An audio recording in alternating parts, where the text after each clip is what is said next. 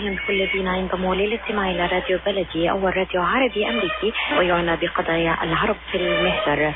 برامجنا في راديو بلدي كل يوم جمعة من 8 وحتى 9 صباحا مع ليلى الحسيني في بث حي ومباشر عبر WNZK راديو 690 AM. صباح الخير بلدي، صباح الخير لكل مستمعينا. Welcome to Radio Baladi, the first Arab, Middle Eastern, and American simulcast radio show. Radio Baladi is broadcast every Friday morning on WNZK 690 AM from 8 until 9 Eastern Time on Good Morning Michigan with Layla Al-Husseini. Our call-in number 248-557-3300. And now, stay tuned for the best radio talk show on Arab and American issues with your host, Layla Al-Husseini.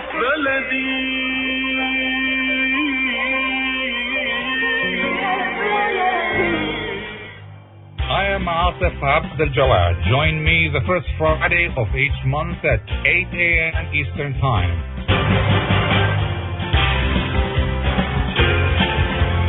I will be discussing some of the most important issues and events in the Middle East live on America's Voice of the Arabs.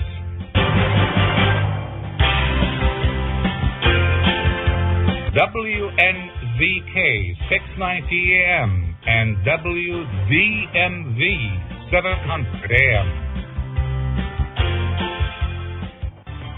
Good morning. This is Atif Abdel Jawad reporting from Washington, D.C. Today we will be discussing the situation in Libya. Joining us our two distinguished experts from Maine, Professor Dr. Ali Hmeida from the University of New England, and from Washington, D.C., Mr. Hafid Al-Ghawail, Senior Fellow at the Atlantic Council. And let me start with a question that I would like both guests to answer. Would you please, let's start with Dr. Hmeida. Give our audience a brief outline of the fighting. Who is fighting in Libya? The groups that are fighting. Good morning, Atif. First of all, and the country right now has been in a de facto civil war due to a conflict over the transition and the question of legitimacy. There was there was an election last year, for the Parliament, the House of Representatives, and that happened in June 24, 2014. And the election supposed to, after that, will lead to the transfer of power from the previous body, the Al-Mu'tamar Al-Watani Al-Aam, or the National Congress, which it expired. It was elected earlier and it expired, and the roadmap led to the election. Prior to that, the election was very interesting, but once again, the powerful groups on the ground, mainly armed militias and groups, either regional or Islamist or variety of groups who dominated the scene after the collapse of the old regime, they really took matters in their own hands, and they didn't like other rivals who are competing with them in Tripoli. Tripoli is split between, controlled by different groups. Certain sections of the city are controlled by groups from Misrata, and Islamist groups like the airport at Maritiga. The international port, airport of Tripoli is controlled by different factions. So after the election, the Libya Dawn group, which is dominated by regional and Islamist groups, took over matters in their own hands, and they defeated the rival group. And after that, we have war starting in different regions and different cities in western Libya. Benghazi was also embattled between various extremist groups, and the remnants of the Libyan army that has been trying to establish itself. And the country became really engulfed in a state of what I call the civil war. We should call it as is. The new parliament that was elected, which couldn't meet in Tripoli, so they came with a solution, which is instead of Benghazi, which is also a war zone, they decided to transfer their location to the eastern city of Tobruk. And the new group refused, certain representatives refused to admit or they boycotted this new elected parliament, which incidentally, Atif, was the Islamists did not really score or maybe get many votes. They were only, I think, within limited number of them who were in the new parliament, and I think that became a source of anxiety for them. And then we have an internationally recognized parliament in Tobruk, and self-appointed old body in Tripoli, dominated by the Islamists and the regional militias. And the scene engulfed the whole country since then and stalled the very promising situation in Libya, which was very hopeful at the beginning, and it now became a protracted civil war and very much a failed situation or a failed state situation, unfortunately.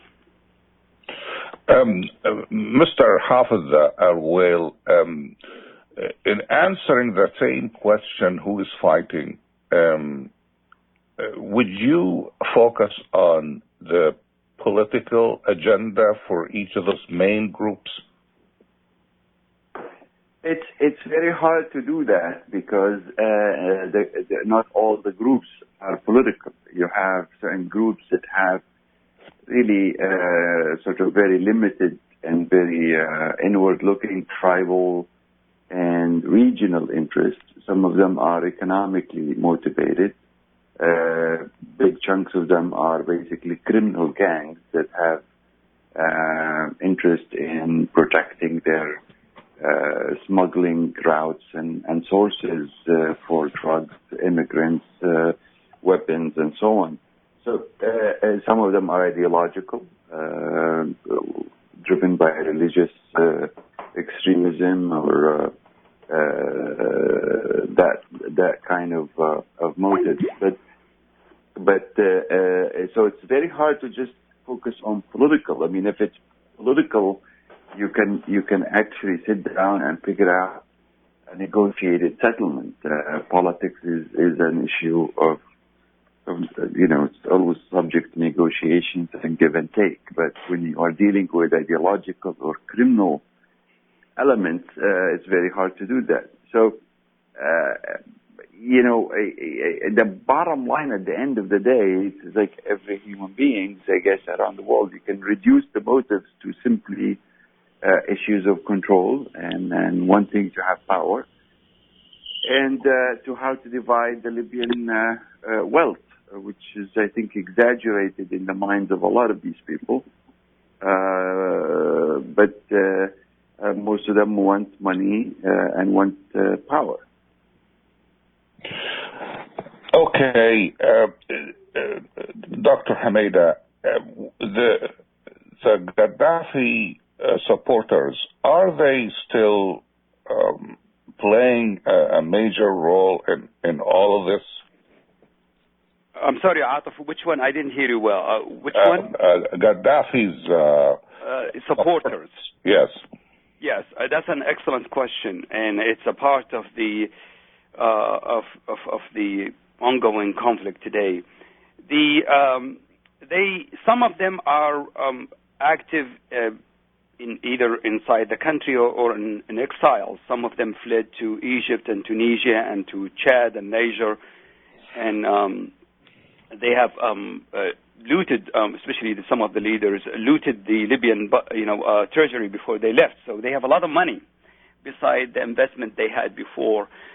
I would say we have to distinguish between two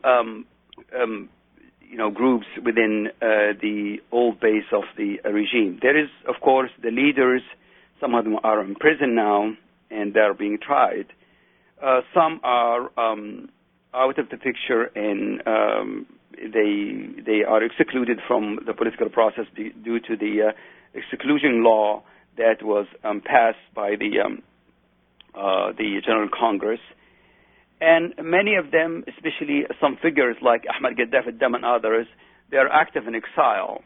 We know that they are trying to regroup again, and they're trying to undermine what's going on inside the country.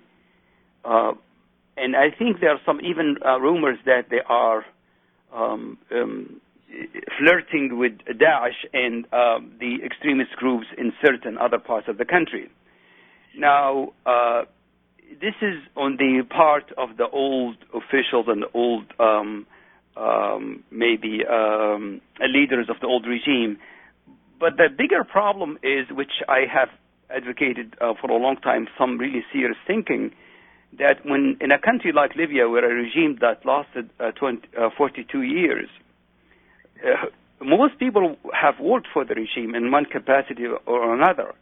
And if the numbers are true, that the exiled Libyan now number between 500,000 to 1 million, some even exaggerate and say 1.5 million, you have a bigger problem, because when you try to punish and exclude people, unfortunately, you are trying to exclude a large chunk of Libyan society. And that hasn't been completely unaddressed right now. And I think it continues to pose a problem for the transition inside the country. Mr. Al-Wail, the division of Libya now in terms of geography, the distribution of all those forces along geographic lines, does that at all indicate that tribalism is playing a major role? If you allow me, let me just go back to the issue of the Gaddafi supporters, which I think is really a fundamental issue. And I think it is what started a lot of the divisions in Libya, is this utter failure of the various governments after February 2011 to actually absorb and include a lot of the people that Dr. Hamida was talking about, who worked for the regime in various capacities. Revolutions succeed when they are able to convince their opponents to join them rather than by pushing them away further. Now, the leaderships it's very hard to speak of leadership that was sharing power with Gaddafi. Even some of his own family. We know from history that he actually even executed some of his closest cousins who opposed him. So I'm not convinced that there is a leadership, and I'm not convinced that those people really have looted a lot of money. When money is very hard to sort of hide, especially in the modern world, and I'm not sure some of them have that capacity. Now, you can't paint them all with one brush. Some of them are genuinely nationalists. They feel that they want to save the country. Some of them are convinced that that the country is occupied. They are genuinely convinced that NATO intervention in Libya was unjustified. Some of them are, of course, interested in going back in power. But since Gaddafi himself has decentralized power and fragmented it and created so many rivalries within his own circles, it's very hard to speak of one leadership or one group or even one family that is interested in going back. Now, coming back to the issue of divisions and sort of borderlines, look, it's not an issue of, it's very hard to divide things and sort of define them in separate categories, that this is a tribe here and this is a tribe there and so on. I think it's more of like levels of circles of one on top of another. So you have certain areas in which some tribes are very clearly dominant, but there are other areas in which you have sort of a mix of things. You have tribal, you have even economic interests. I mean, some centers in Tripoli are not really driven primarily by tribal loyalties. Urban centers like Tripoli, for example. Yes, there are people within it that belong to tribes, but in their day-to-day dealing with each other, that's not really what defines their interaction. So it's very hard to divide it that way. But I think what you need to look at is how each tribe feels it identifies its loyalties, and how much at stake is it does it think it will get with which group. So I don't think there are permanent loyalties here, because Libya doesn't have any ethnicities, that divide it to this extent, or any religious divisions. It's really an issue of interest. It's an issue of what do I get out of this alliance? Do I get more if I stay with the guys in Musrata, or it's better for me to go with the guys in Barga? At the end of the day, they're 90% all Arabs, all Sunnis, all from the same stock. It's not that clear. I don't know if I got my point across to you, Atif. Yes, thank you very much. We will be back after the break. Yeah.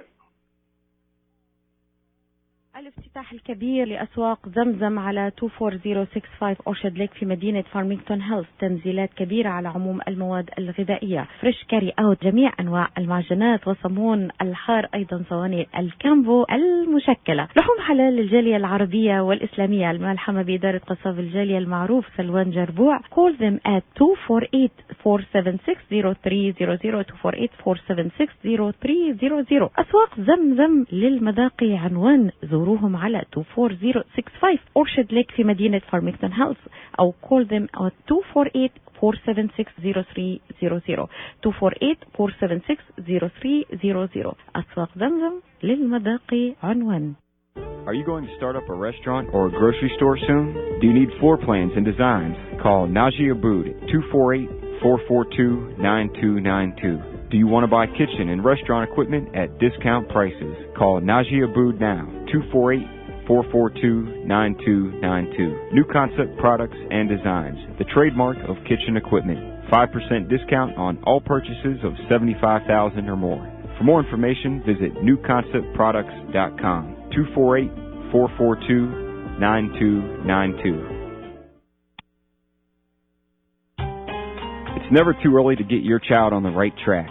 From their first words to first grade, Dreamy Children's Center in Troy works closely with parents to provide an experience that goes beyond early education. The highly qualified and experienced staff use a variety of programs that can help nurture important personality traits like responsibility, independence, problem solving, motivation, and respect. They also have educational programs ranging from preschooling for infants, toddlers, transitional toddlers, and pre-K to Montessori-approved programs and bilingual curriculums for young children. They're open from 6 a.m. to 6:30 p.m., can provide breakfast, lunch, and dinner with snacks in between, and can also arrange for after-school pickup. Dreamy Children's Center in Troy is located at 37373 DeQuinder, just above 16 Mile Road, and can be found on Facebook at Dreamy Children's Center. Ask about the free preschool program. Call today, 248-680-9170,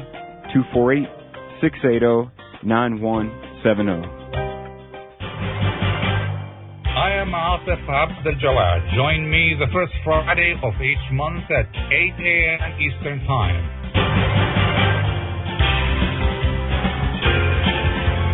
I will be discussing some of the most important issues and events in the Middle East live on America's Voice of the Arabs.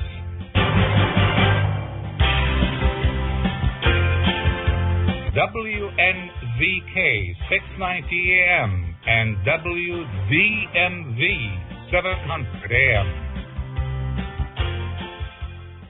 Welcome back to our discussion of the situation in Libya with our two distinguished guests, Hafid Al-Ghawail from the Atlantic Council in Washington, D.C., and from Maine, Dr. Ali Hmeida at the University of New England. Dr. Hmeida, I understand, correct me if I'm wrong, I understand there are 136 different militias in Libya, but they are joined together under a banner that is called the Dawn of Libya, or Libya's Dawn. My question is, if those numerous groups are capable of joining together under one umbrella, why is it difficult for Libya to have national unity? Yes. Atif, allow me to just make a quick comment about the question you raised earlier and ask Hafid about it. I think Hafid is right on the money. I have studied the social history of Libya for the last 30 years, and the question of tribe and tribalism is extremely exaggerated.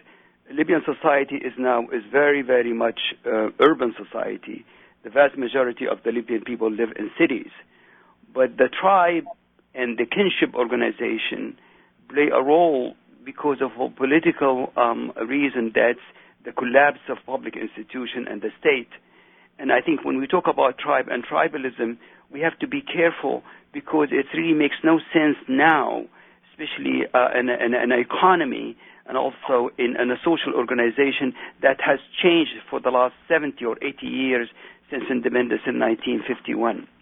So I think this is really important to keep in mind. Now, answering your question, I think this is at the heart of the crisis now. Just to give you an idea, I think we know that in the time of the uprising and the revolution of February 17, there were some estimate, we don't have exact numbers, between 20,000, 30,000 revolutionary men and women who fought against the old regime. Right now, the estimates for the militias and armed groups ranging from 200 to 250 some numbers. So we're talking about a lot of people who really were new to the scene and not necessarily the one who fought the old regime. The problem in Libya, in a nutshell, is the following: the old regime collapsed. The army, which was depleted by the old system, almost disappears and defeated. And the unintended consequences of the collapse of the old regime, that arms and weapons were everywhere in Libya, and also countries like Turkey, like Qatar, like Sudan, like other, like the NATO and others, were arming these groups. So as a result, suddenly new forces nobody predicted emerged, including the third largest city in Libya, Misrata, which was besieged and became a very, very potent force. And a small town in the western Jebel called Zintan, with only 40,000 people, suddenly became more powerful than its size. So not to mention the other groups in the rest of the country. So what you have is the proliferation of numerous armed groups who became hungry, and young men who suddenly, 18 years old, who became very, very interested. They had, guns, they had prestige, they had influence, and after that they began to impose their will on the weak transitional government that happened in Libya. That's really the crux of the matter, because the power rests on those armed groups. The one I mentioned, whether that in western Libya, in southern Libya, and small groups who have arms and weapons became more powerful than the formal government that resides in Tripoli. Now, that also tells us that the problem today, the heart of it, is really this security issue. Can Libya dismantle these militias and build its army? And specifically, the issue here is not really making these militias and armed forces part of the army. I think collectively it makes no sense to me, because they're going to be loyal to their commanders and their own agenda. Especially some of them, they have no interest in democratic election or legitimacy or vote. The key is individually, can they join or not? And so far, the attempt to resolve this really tough nut failed. And even the people were sent to be trained in Jordan or in England tend to be total disaster, and they had to be kicked back to Libya, and they joined their own militias and armed groups.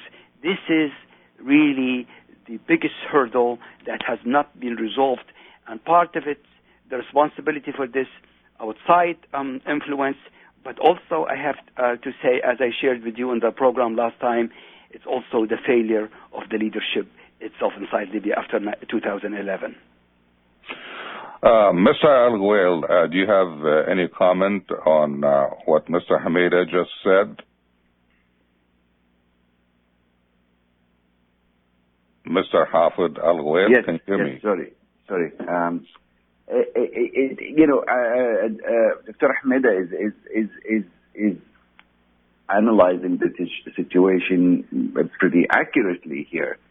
The question that is in my mind now is, will Libyans, given this complexity of sort of the reality on the ground, and if you add to it the divisions and the anger and the hatred and the revenge that has been added on top of whatever Gaddafi left the country with in the last if you see the last 4 years, all the blood that was spilled, the property that was sort of stolen from each other, the tortures, the hundreds of thousands of exiles. And I want to correct Dr. Hamid. It is definitely above 1 million people. I mean, I've seen the numbers with my own eyes in Egypt and in Tunisia and in Turkey and in the UAE and so on. You're talking about really something that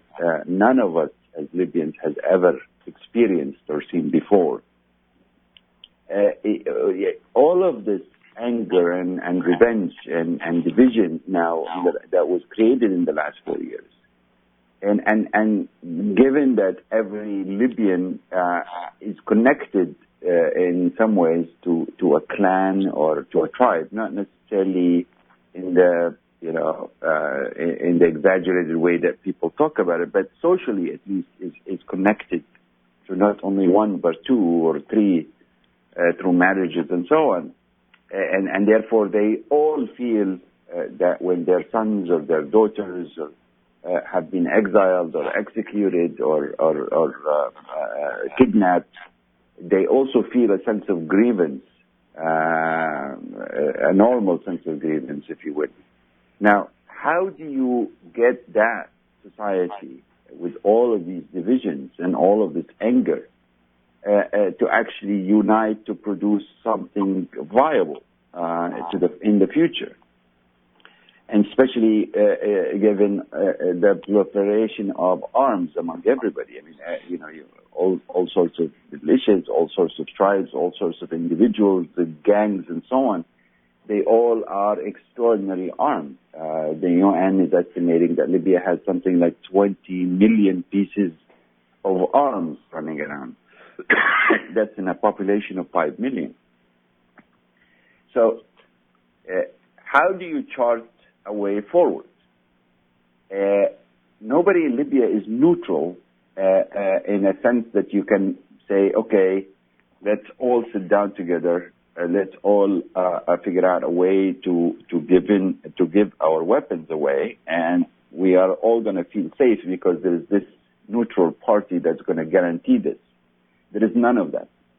Even what they call the Libyan National Army is really, in reality, forget about the names, the reality that this is a group of people that was mainly retired Gaddafi military guys or militiamen or individuals in Benghazi and in this area that wanted to fight the Islamic extremism, and they got together and they created something and they called it the Libyan National Army, and then put a couple of old retired generals to head it. And then the parliament came in late after it in the beginning was calling them outlaws. Finally decided, well, we don't have any other options, so let's just recognize them as an official army. But even that is actually a partisan in a civil war.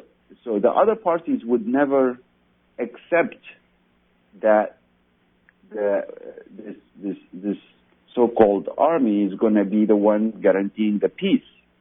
And what I'm getting with this argument is a very simple objective, and that is we need to think of reality as it is. We need to recognize the problems we're facing. We need to recognize that Libyans over the last 4 years have not been able to create any kind of a peaceful environment in which they can even sit down together and figure out a way forward. And I think the only way to do this logically, and I've tried to look at political history, if there's any country that was in a similar situation that was able to get out of it on its own, and I have an extensive experience in post-conflict, and there is none. There is no country that has gotten to this point that was able to figure out a way out, except through two possible options. One is it ends up being occupied by an outside force, case in point, Lebanon and Syria in the 80s, or you end up with an arrangement that is an international peacekeeping force of some sort, as it happened in other places, Kosovo and so on. So Libyans have to decide, do they really want to maintain the unity of the country and move forward to rebuild the state? And therefore, they will have to, logically and rationally and without any emotions, need to figure out a way to seek outside help in such a way that fits with the dynamics of the country. So, I don't know, do it under the UN mandate, do it with Arab troops, some sort of a logical process that could guarantee them minimum dignity and sovereignty. Okay, we'll be discussing some of those options in a moment after the break.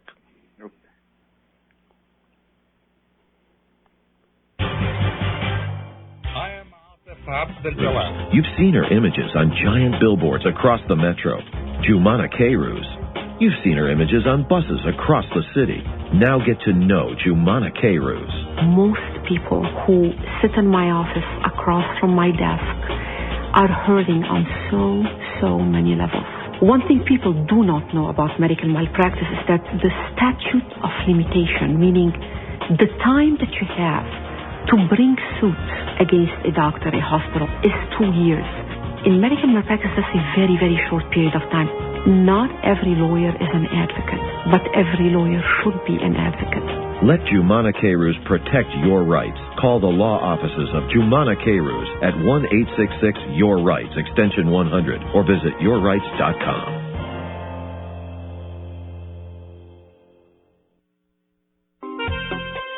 Ziyad brand. Quality products from our family to yours.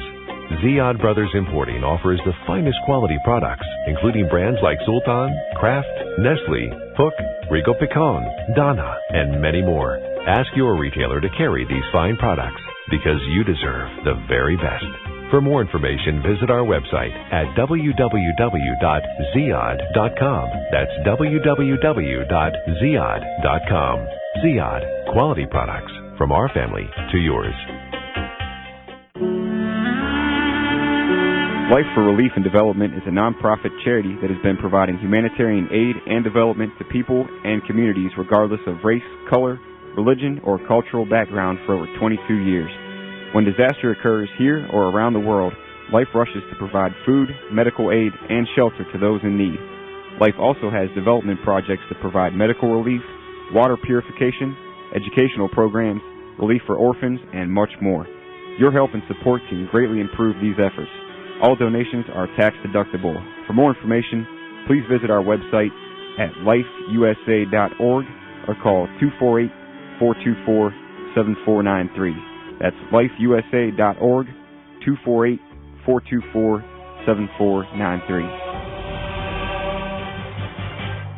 I am Asif Abdul-Jawad. Join me the first Friday of each month at 8 a.m. Eastern Time.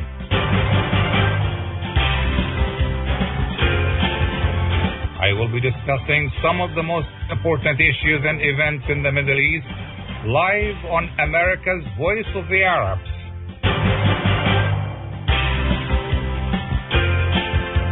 WNZK 690 AM and WDMV 700 AM.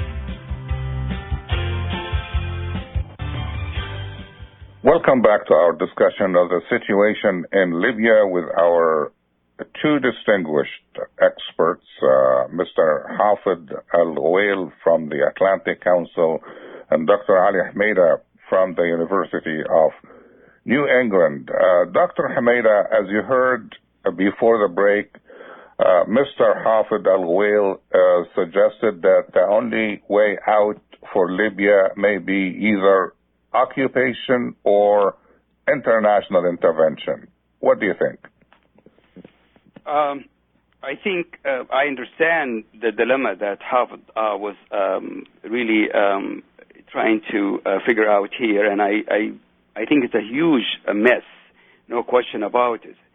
Occupation, I think it's very, very hard, especially knowing the consciousness and the historical memory of the Libyan people who went through one of the most brutal colonization in Africa and in the Arab world.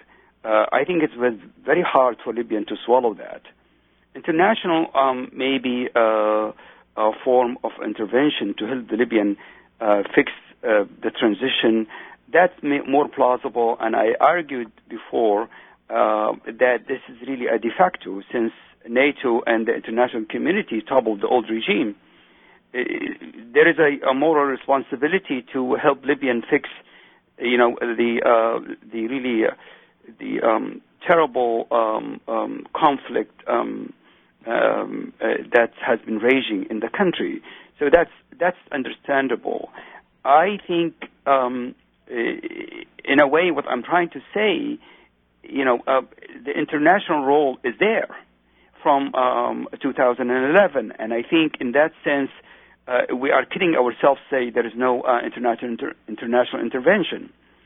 And I think the moral obligation, which I think should be kept in mind, and I believe that the Obama administration really lacked and kind of passed the buck after the collapse of the regime and allowed the situation to get worse because they are part of the problem. And when you are silent, you are really taking a stand.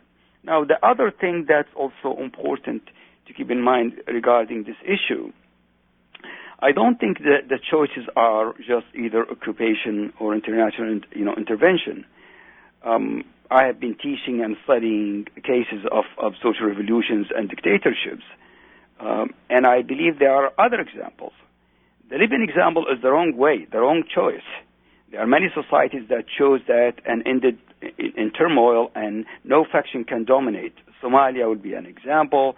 What's going on in Syria, what's going on in the other Arab countries. Even, may I say, Egypt is now dealing with a version of that.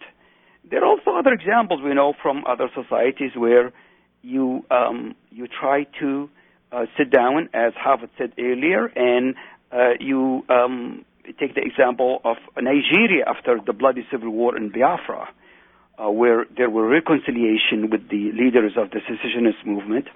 What happened in South Africa, the leadership of the African National Congress, when they tried to say, oh, should we take a revenge? Should we really try to compromise? And the Truth and Reconciliation model that they followed, maybe it has some issues that are controversial, but it also keep the country together.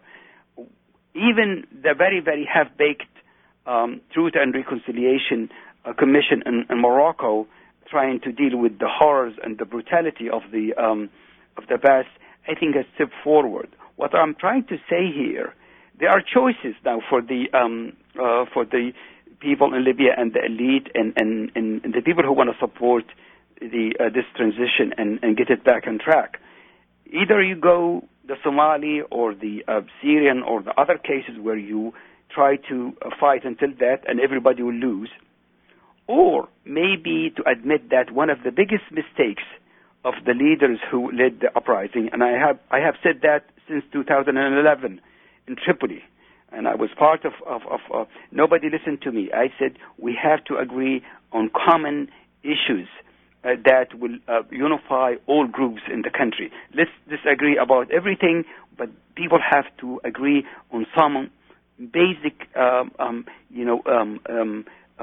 values, basic process that will lead the transition, and also the idea that we need in Libya truth and reconciliation, where you don't punish people because vengeance and punishment will lead to counter reproduction of vengeance and violence. And the lack or the failure, or if you would like to say maybe the failure to understand that you need to compromise in certain issues and also have truth and reconciliation that brings people, including the exiled Libyans and also the people who supported the old regime, and bring them to a democratic, plural Libya, that has been not even agreed upon. And to me, this is the larger original sin that is going on in Libya and need to be addressed. International intervention through the UN or the Arab League, as Hafez said, I think that's probably more acceptable and ethically to me is consistent with what happened in 2011. Mr. Al-Ghawail, the UN, as you know, is already involved in Libya, and that's an international effort. Unless if you want to tell us you have a different idea of what international intervention should be. Yes. First of all, let me just agree that, when I spoke about occupation or intervention as examples of countries, the third, sort of silent option was Somalia, which is total fragmentation and decades of war and rivalries. However, the other examples that Dr. Hamida has pointed out, like South Africa or Morocco or whatever, missed the point because, here you had very clear two parties in control and they can make decisions with very clearly defined leaderships. And that was possible in Libya when he was advocating it, and I was as well in 2011, early 2012. But now it's impossible to achieve because now you're dealing with hundreds of militias and groups, and so even if you get one or two of them agreeing with you, they don't really have much power. Now it's fragmented. In effect, in reality, if you remove all the names and the descriptions and so on, we're talking about hundreds of governments or hundreds of authorities. Each has a small little piece of the country in it. As far as the UN involvement so far, yes, the UN has been involved from the beginning, but not to the level or doesn't have the mandate or the terms of reference, if you will, that will allow it to really intervene.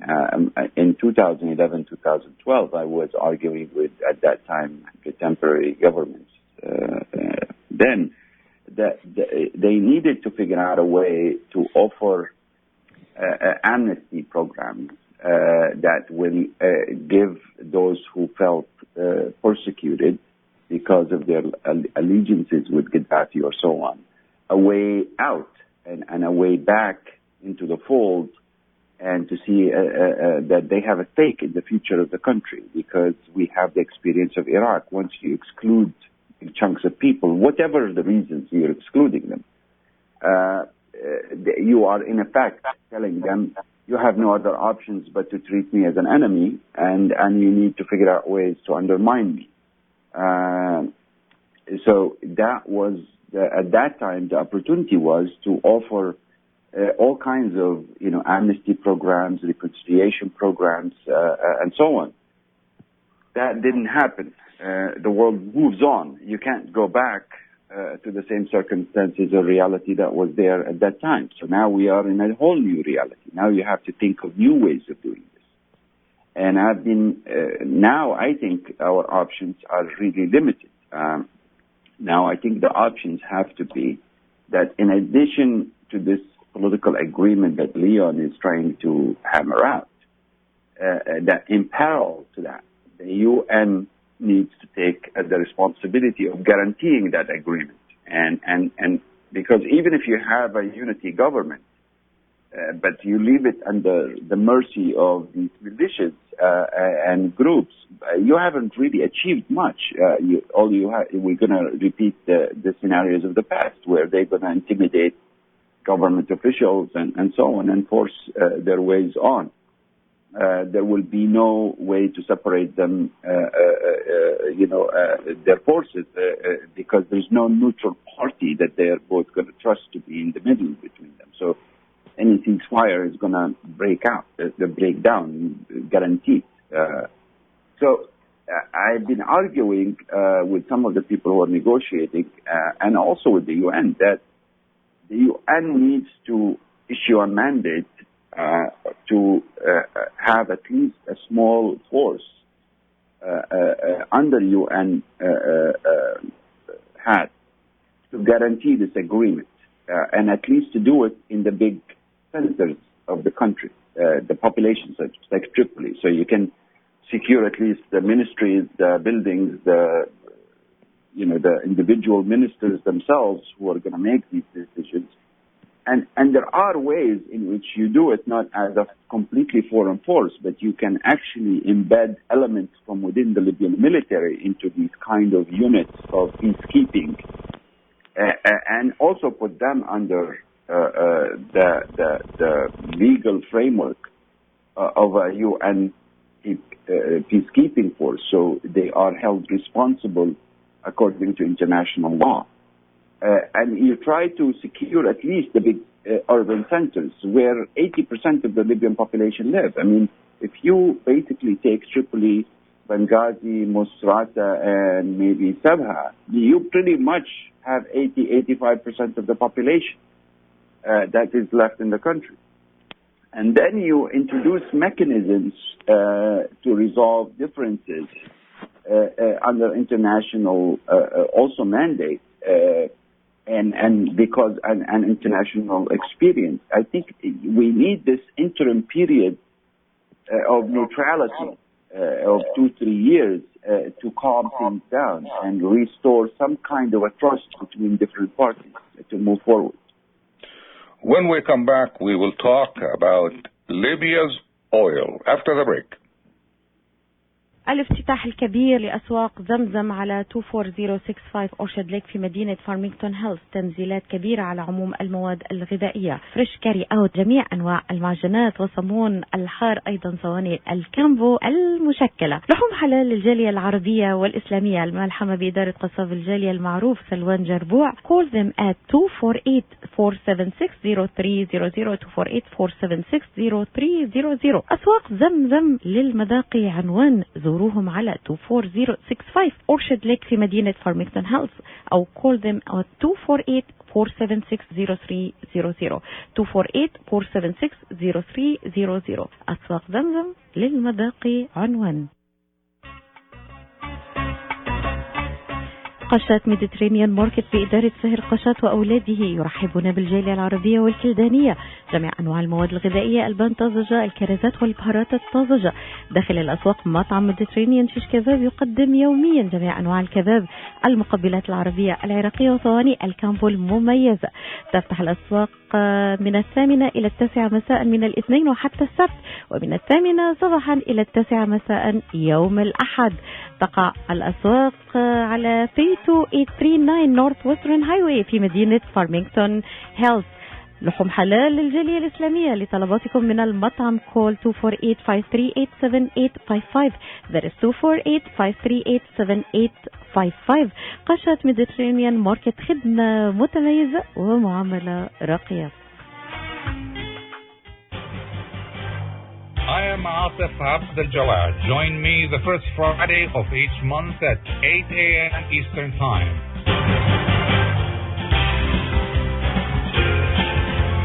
I will be discussing some of the most important issues and events in the Middle East, live on America's Voice of the Arabs.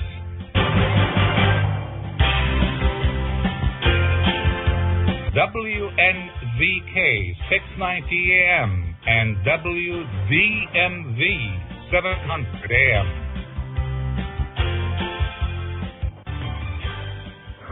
We are discussing the situation in Libya with Dr. Ali Hmeida of the University of New England and Mr. Hafid Al-Ghuwail of the Atlantic Council. Mr. Hmeida, Dr. Hmeida, Libya, we know, has a good deal of oil. What is happening to that oil? Who controls the oil?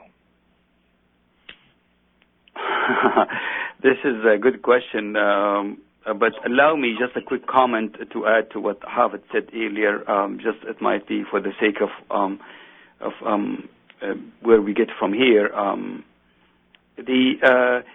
I think the trouble, international organizations like the UN and the Arab League are important. I think I would say that the most important now. The trouble is, the conflict in Libya also fed by expediency and also interests of Arab countries, and also even NATO and the United States and the United Nations have the specific countries, especially members of the Security Council, have their own interests, and often, unfortunately, they are not really consistent with the declaration and the ideals of the UN or the aspiration of democratic change in Libya. And I think we need to keep that in mind. So sometimes flirting with one faction, either regional militias or certain organization in Libya, added and made the conflict more complex and even, I would say, bloodier than before. This is something to keep in mind as we move forward from this really impasse that Libyan society is going through now. Libyan oil is, of course, Libya is a major oil-producing country. It has maybe the largest reserves in Africa, and it has also a quality oil, what's called by experts sweet oil. The oil fields are controlled sometimes by groups that are related to the parliament in Benghazi and General Haftar. Some are also in the Hilali oil region in northern central Libya, and there is a group that guards who control it, and for a long while disputed, had a huge dispute with the central government in Tripoli. There is also oil fields in southern Libya that's exported to the west, and that was controlled. That region controlled by militias of Tubu and also Zintan and other groups. So you have really the oil fields are being contested, but even we saw something really terrible, which is that armed groups associated with either Misrata or the Islamists or extremist groups like Daesh and Al-Qaeda, who have been attacking the oil fields, and they try to use it as a paper to pressure their rivals, or sometimes even to sell oil in their own way, as the guards who try to do that. I think Harvard is right to say sometimes we have even gangs who have no ideological commitment as well.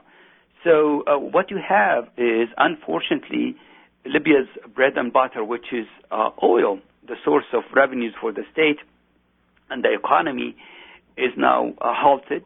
The production that was almost 1.5 million or so, earlier, now plummeted to maybe 300,000. It's a very, very minimal. And some experts say that the country is on the verge of bankruptcy. Salaries are late. Electricity is now rationed. People are really struggling, and the consequences would be very severe for ordinary citizens in Libya. So the question of oil, Atif, is really the most fundamental one for the survival of ordinary citizens in Libya. And we are not sure if it's going to get better, because it looks like nothing is sacred now among these factions and these groups. They attacked the oil fields, even attacked shrines of old figures and saints and so.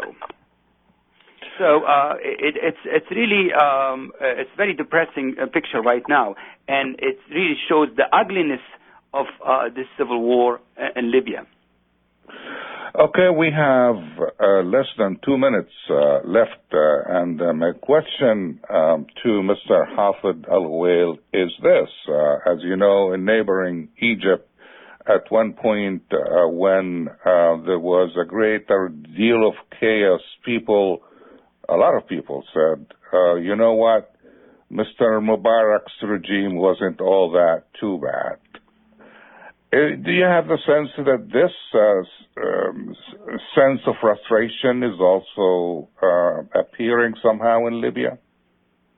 Oh yeah, I mean that's normal behavior in every society. The same thing you find today in Iraq, for example, or even in big chunks of the Syrian population itself that was supporting a revolution against Bashar. Now that they've seen some of the characters who want to replace him are saying, well, let's keep him. He's better off. The same thing in Libya, because, and that's normal and very logical. I mean, if you are an average Libyan citizen who really was never really that interested or never knew the issue of democracy or human rights or freedoms or anything that, you were very safe in Libya. You had a job. Your kids could go to school in safety and security. You could travel anywhere in the country. Nobody would have killed you or kidnapped you on the basis of your tribe or your affiliations. You could travel, you can go to a hospital, bad quality and so on, but at least there is some kind of public services. Electricity was working, water was working. So for a lot of people, it makes a lot of sense. The only people that suffered during Gaddafi are those who were politically active or wanted to engage in politics.